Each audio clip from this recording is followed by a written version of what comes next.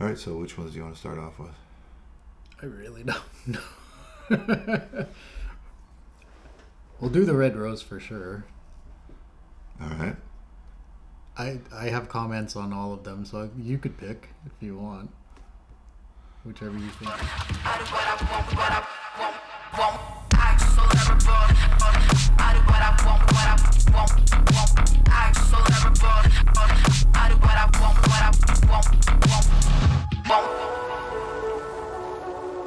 Yeah. All right, so we're going to look back at a couple of your old tattoos. I'm going to go back and look at some of my own too. We better, because we're not just going to criticize mine. No. But the thing is people have to realize that we all came from the same background. You know, like they might have seen you go to the gym, but you know, like you're nice, muscular, and in shape now. But when you first started at the gym, you were you know, probably skinny or you know, like overweight or something like that. You didn't start off looking like this. There was work that took you to get to where you are now. Tattoos, it's the same thing. Absolutely. Right? So we're going to take a look at this black rose on a hand. Yeah. If I were to see that now, like I'd be like, if a person came up to me and say, "Hey, check this out," I'd be like, "Ooh." The funny thing about this is, I never saw this guy again. Well, obviously. Well, I mean, what? You know, like you look back and you're like, I love the little droplets that I attempted. Those droplets. I was like, oh man, I'm gonna do some drops. This is gonna look so good. I'm gonna be cool. Like, people are gonna love this. So the thing is, like, I was so excited because I was like, this dude wanted a rose on his hand, and I was like, if you're a realism artist, this is what, like, I think that like a lot of realism artists loved the challenge of doing a nice black and gray rose. I think it's a staple because it just has if you do it right with the right amount of contrast, beautiful. Yeah, absolutely beautiful. But when you mess up, you get this from if you're counting the very first time I put ink and skin, this is probably within the first 6 to 8 months of me tattooing. Okay. Well, here let's look at one of your first ones here. We're just gonna scroll. If this one right here, this within the first maybe month or so that this is when I first started teaching you. Yes. I mean, this is like one of your very first tattoos that you did, and it was not an easy placement either. I think a lot of artists can agree. Tattoos on the foot are just like. Okay, we're doing this on the foot. Damn. Yeah. Like if we look back at this, and I'm just gonna squeeze it. I wonder if that dotted line is still there. I doubt it. Okay, so this is a good friend of mine too. She's a good friend of mine, and I've seen the tattoo. I did have to touch it up, obviously, but she's great. She's fantastic. I love her. But a lot of that tattoo did not keep at all. The nice thing is, when we started off, it was all friends that said, "I'm going to donate a body part to you." Oh, God bless that. Because I would not be anywhere if it were not for my friends and family that wanted to get that. And thank you for like continuing to come see me and supporting me. Well, here let's flip to one of my first ones here. Yes. Yeah, this was trying to. Yeah. Oh wow. Okay, this here. Okay, this was done on my cousin. God bless him. This was my actually 6th tattoo. Yeah. Okay, that's only 4 inches high. Okay, it was like this big. It was a horse rearing. I like. Why did you only choose the top half of the horse? Well, because. We were getting down to like all of the design, and he didn't want it to be much bigger than that, but I couldn't pull off the whole horse, so we made it as big as he wanted it for the top half, but then he decided to go against the bottom half. So yeah, there's only half of a horse. My white highlights are terrible. I've seen it since then. Yeah, I'm embarrassed. Well, this is a classic mistake that we made as newbies is just size. Because we want to accomplish we especially if you are doing realism, we want to accomplish so much, but we don't have that concept yet of what it takes to do details and everything within a certain size. So we limit ourselves, especially if we're listening to the client who comes to us and says, I want, a nice big, I want a nice realism piece, but I only want it that big. And we as newbies will be like, yeah, okay, like I've seen micro tattoos. We could pull that off. Oh, easily. I can shade the whole thing with a 7-liner. Oh, you want that expression on the face? Sure. I think one of the biggest issues with me when I first started, and this is why I was really hard on people, and I know I was hard on people when I was teaching them, rightfully so. I mean, that's just the way I'm made, and I'm not making any excuses for it. But one of the biggest things that I had to overcome was I couldn't last through a big tattoo giving the same amount of attention to every detail. I would start off great for the first 3 hours, and then I would start fading off. Mm-hmm. So I could always tell that my tattoo, after 3 or 4 hours, the quality wasn't kept up. It just wasn't the same. Yeah. And I was like, I could last 6 hours, no problem. Right? But then I look back and it's like, okay, well, the first 3 quarters was really good. And then what happened to the last 3 quarters? Oh, you were bleeding. but really it was me. So that's why I was so hard on the people that I was teaching to start off slowly, so that you would, from beginning to end, you would be there. Don't overstep until you basically got the tattoo muscles to get through the entire tattoo in the same aspect. That's really something that only experience and time will teach you. Like, if you think that you can get away with a nice quality realism piece that's that big, I mean, it depends on what it is. I got to get to this one. This is was the inspiration Marky Mark, and were you sad that you couldn't get the bottom half of the horse, so you decided to put it on Marky Mark? I have no idea what happened. This tattoo. I still sit here and say I shouldn't have done it. I think I'm happy you did it. I love this tattoo. if we look at that front leg, okay. First of all, it's like he wanted a centaur, but on a bull. But from Boston? A bull. It had to be a bull with a muscular dude. So it's a bull. It's not a horse. It's a bull. That makes sense. So it looks like the legs are like super small, but there's no shading. Like there's no shading anywhere decent in the bull. I only concentrated on the muscles, the face. I mean, oh good Lord! Look at those traps. Oh yeah, the traps. He doesn't really own a neck. He's got no ear. The face is crooked compared to. Okay, but like, why the baseball cap? That's what he wanted. He wanted a sideways. No, I actually did what he wanted, but I think it was just badly done all over the place. The placement was bad. When he put his arm down, it made it look like it was kind of squished. Yeah.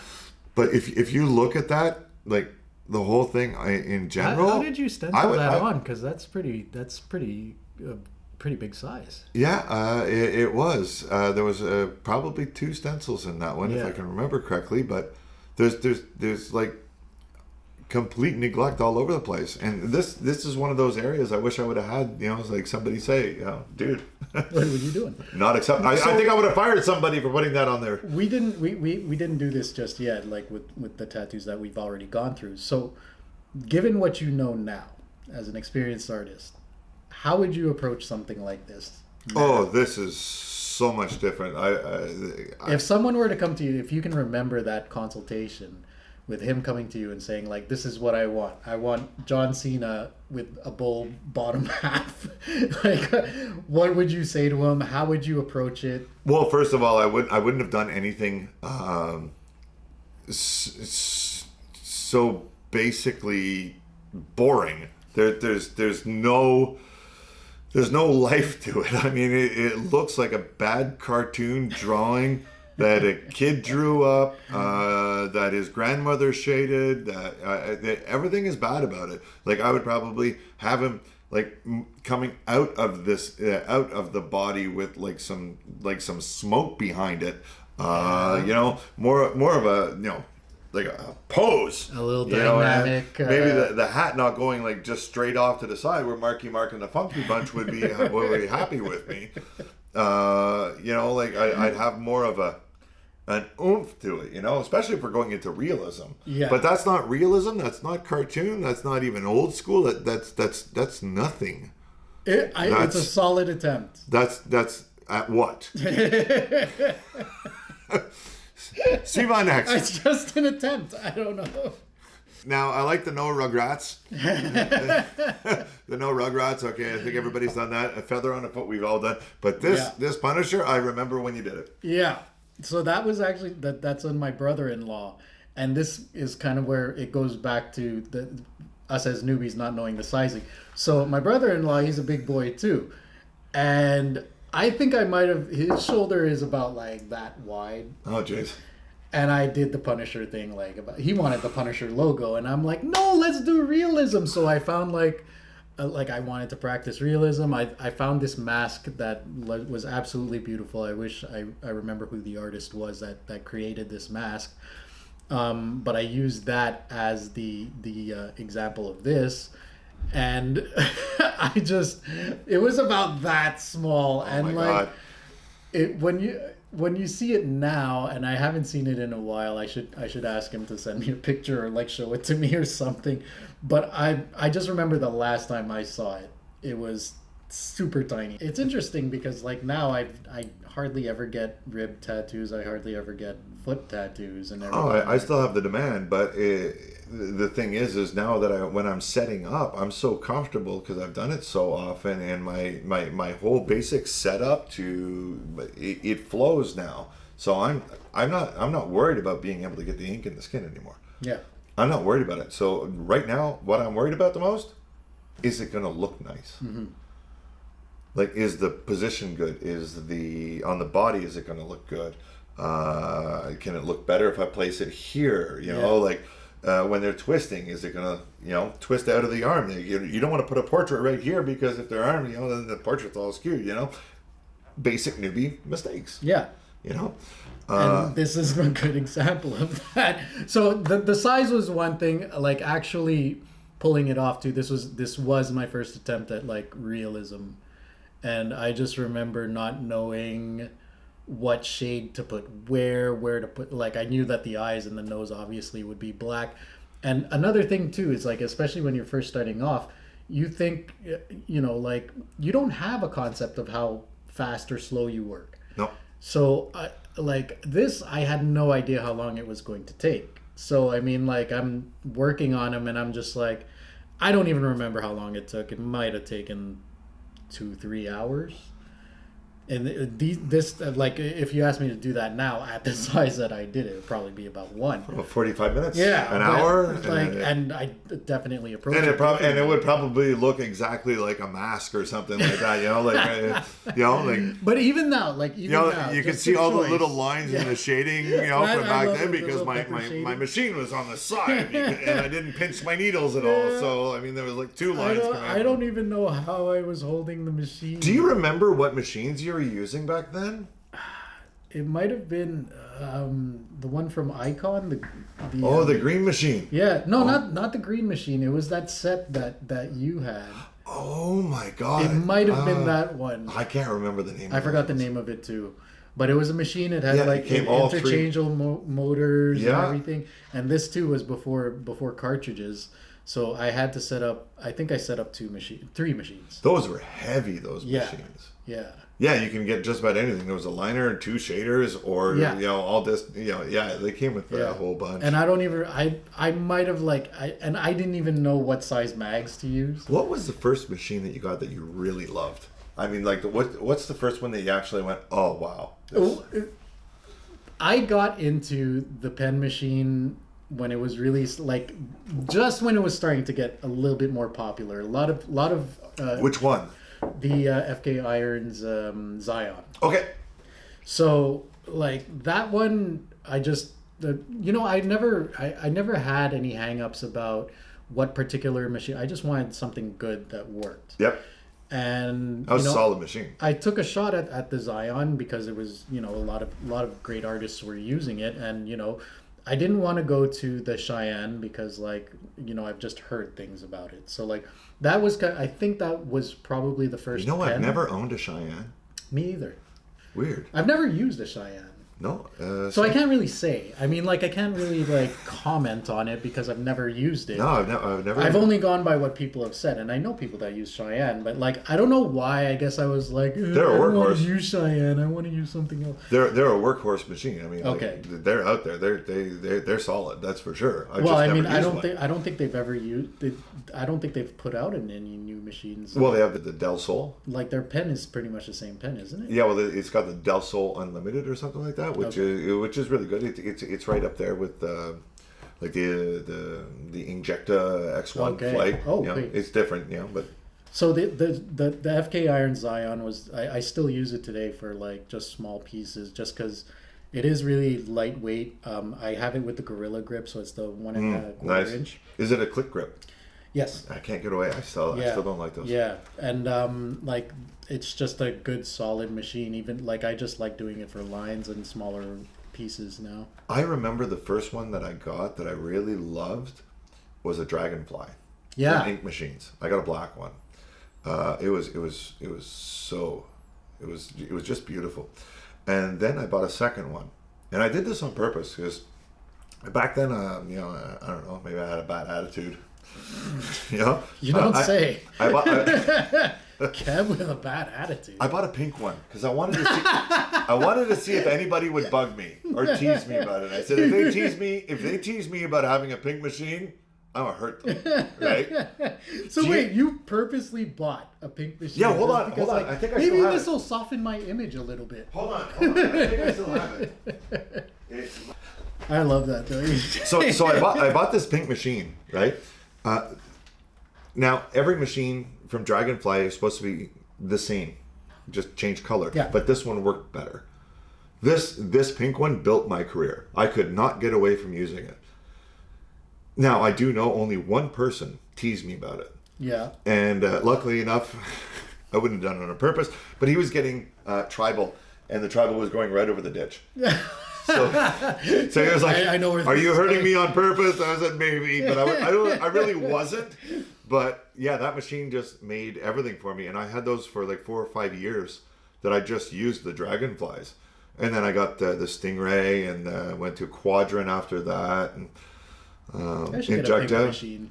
Now I have the Injecta X1, and that's on my wish list. That's blowing away anything I've ever had. Yeah. Well, there's no click grip. I can't stand click grips. Yeah. I love the first Injecta Flight Nano that I got, but I had to put the click grip on it, and I just don't like stopping, turn it and back. I like having a grip that just stays. Yeah. You know, it doesn't move. So when you turn it to the side, the whole thing doesn't slip down. They are definitely engineering machines these days that are so much more efficient, so much more comfortable. And I just, you know, I remember when I started tattooing, there was always this whole debate whether or not you should go coil or rotary. And a lot of seasoned artists across the board were like, pen machines and this and all that, and like loyal to the coil. Yeah. And I've always said, you know, listen, if you are comfortable with any particular type of machine, no one's forcing you to do anything. No, that's what you should be using. That's what you should be using. If you put out good quality work and you know it has longevity in it, and you know you're not destroying the client's skin, like it's the machine for you. Solid work. There's still plenty of people using coils, and I love the sound of a coil. I like the sound and I like the look. Love the sound. Unfortunately, I'm 51 right now. Okay, I don't like hearing that sound for 7 hours straight in my ear. And my knuckles go the vibrations. I started off with a rotary, and I've tried a coil, and I got to give it up to all of the artists across the years that have used a coil for years. I started with them, and believe me, because I don't think that I could last my knuckles, more than 3 or 4 hours with a coil. My knuckles can't take it anymore. Yeah, and switching it out and setting up 7 machines. 7 different. I remember watching my very first Nico Hurtado video. I think I know which one you're talking about. He's got 5 different machines set up. And I'm like, wow. He's got his bishop. He's got his coil. Oh, he's got all, you know, this one and that. And and it's great because it's a lot of bags. It's a lot of setup. I mean, the tray that he's using is it's almost a desk because you're trying to keep everything set. And, Nico has a whole bunch of colors coming out too. So there's like the whole thing. Now, one machine. You got one machine, bunch of cartridges. Yeah. Just switch them up, put them in. I want to take a second and look at this other tattoo that you did. Yeah. Because this is something that a lot of people do. I just went by it. Was this one of your first roses in color? Yes. This was the first red rose in color. What's it look like now? I haven't seen it actually. Like I'll be honest. When I did this, I was very happy with it. Very happy. Do you remember the client it was on? Vaguely. Okay. Vaguely. Like I think I did another rose on her not long after this one. And like I was just really happy with the way that it came out. And I'll be honest, like looking back at it now, for the time that I did it, I'm still happy with it. Would I do it differently now? 100%. Like if I were the reason I want to talk now, about this is because if this was your first color realism, I'm going to show you my first color realism pretty soon. Okay. But yeah, no, this actually, and I'm going to be honest with you, this is a fantastic rendition for your first color piece. Thank you. I was really happy with it. Like I can criticize it now. There's definitely certain things about it that I see that I was like, I'd change this up. I definitely go a little bit deeper in the reds, put a little more contrast in there, a little bit more black. I don't know how it healed like over time. I do think that maybe the middle part will probably kind of blend together a little bit over time, but I don't know. If I see it again, I'm definitely gonna evaluate it again. But for a first attempt at a red rose, I think it's fantastic. This was one of those pieces that was like, okay, I'm in the right direction. Oh no, you're definitely going in the right direction. But again, like we were talking about like newbie mistakes. Like I think I did that rose at about this big, and I think like when people approach me now for color realism or realism flowers, I like to tell them, especially with roses, let's go true to size or bigger. Because like once you start squishing things into like I've had people try and get realism roses that big, and I'm like, listen, you're gonna lose all the beautiful detail in just the middle part of the rose. Oh, when people come to see me to do realism roses, be it simple. No. Because you've done so many. Well, I've done so many roses. If it's in black and gray, great. But it's in color. I mean, color is not my forte. I've done a lot of good color pieces. But it's not my strongest point. So it's like I can actually refer to other artists. We're just we're gonna stop there, okay? We got a lot of. I'm gonna show you my first. Oh my God, I'm embarrassed to show this. I like this one. See, okay, we're gonna take it. Wow. Okay. Luckily, I took the picture of this with the reflection that was in the light of the shop exactly, and this was an accident. Strategic? Oh, okay. No, it was an accident. It wasn't strategic. But I looked at the picture and I was like, wow, that's amazing. And then I looked down at the tattoo and I went, it doesn't have all those white highlights in the back. Oh, wait, you didn't put white highlights in there? It doesn't have the... No, those aren't white highlights. That's actual reflection of the light. Okay. So it's like the swelling of the skin. And I remember after I did that tattoo, okay, look how bad that shadow is. Like, okay, let's just stop there, okay? I actually used purple in that shadow. I remember... okay. I remember when I walked away from that tattoo, I was John Travolta from Saturday Night Fever. I was walking out, okay? So how long into tattooing were you when you did this one? I was under a year. Oh, yeah. Because I was at the first shop for 6 months, and then I'd moved down to Montreal. And this was in the first year that I did that. Okay. And I never really tried color realism. I'd tried a realism before, but not to any degree where there was more than one thing. I've never been a color phenomenon, anything. So when I did this, I thought I was like, wow. I was like So damn, I'm good. How big right? was this wear on the body? That was about 9 inches long, and it was on the back. Oh, really? Yeah, okay. It was on the back. So it was, I'd say it was That's about good that size. long. Yeah, it was a good size. This was like one of my first ones, but I saw it healed. It came back for touch-ups twice. Okay. I overworked it. I was so nervous. I guess I just kept putting in color, and I was like, okay, the more I'm gonna put in, then it's gonna be better, And then it came back, and I was like missing all the pinch pieces because it scabbed up like crazy. All the beginning parts, mistakes. Overall, I was really happy back then.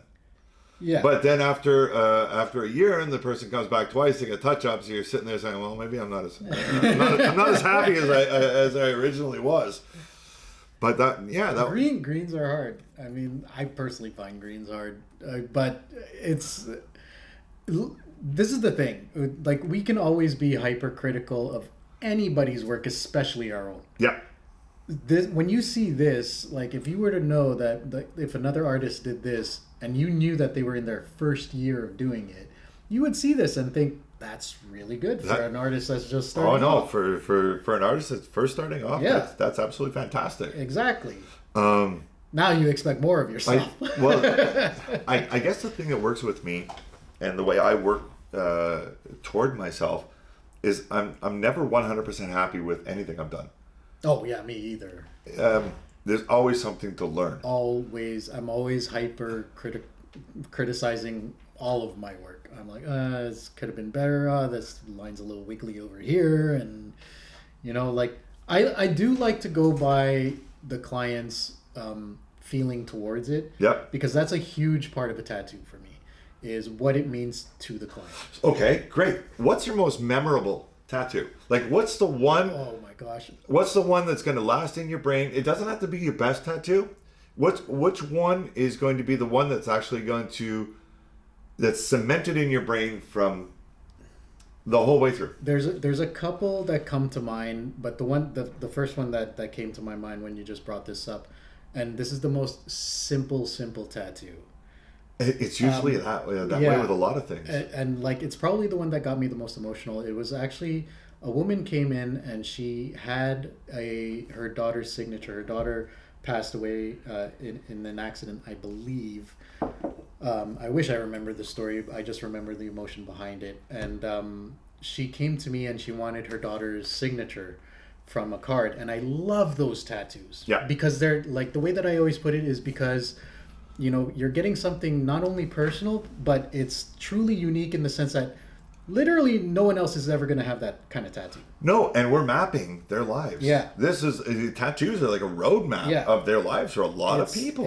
Like, to have somebody's signature or whatever they're writing, I love those tattoos, and I love trying to nail those tattoos because, like, they know. Yeah. They know once they see it that, that's their writing. Yeah. So it was her daughter who passed away, and she wanted to have her signature. So she brought the card, and I don't even remember her name, and I'm sorry about that, but I do remember that at first she wanted the just her name, but she signed it saying love her name. Yeah. And I told her, like, why don't we put the love? I mean, like, I think that's a really nice send-off that she included. So we did that, and it was just such a nice, serene session with her. It was only like a 5-minute tattoo, but I must have spent an hour with her, just like hearing her story. There's something special about it. Yeah. And I love those tattoos. I love doing signatures as memorials, and when people bring in cards, like, I just love the fact that people care enough to keep these cards of their grandparents, their parents, and we just immortalize it. Yeah, exactly. They're huge. It's so funny because mine, the most, everybody asks me, like, what tattoo is, what was your favorite, or what was your best, or what? And I say it's so simple. I'm gonna put the picture up of this. This young girl came in to see me. She had webbed toes. Her toes were like webbed together, and her parents wanted her to get the operation to have them cut, and she was absolutely against it. I'm getting goosebumps. Look at that. I love those. What is it like? The hair's just going right up on my arm. Yeah. She came in and she just wanted. She didn't want to get the operation, so she asked me. She said, "Can you put 3 or 4 little dots with a pair of scissors to kind of say cut here, but I'm never going to get the operation." And I did it for her, and she started bawling. Yeah. I've done a lot of memorial tattoos. They always get really emotional for you because, like somebody's lost their son, their mom, their dad, their sister, brother, grandparent, cousin, best friend. But this one here, the girl was so happy because she didn't want to cut open her body, but she wanted to make a statement saying, "This is me." I love that. And this is the picture right here. So it's like unreal.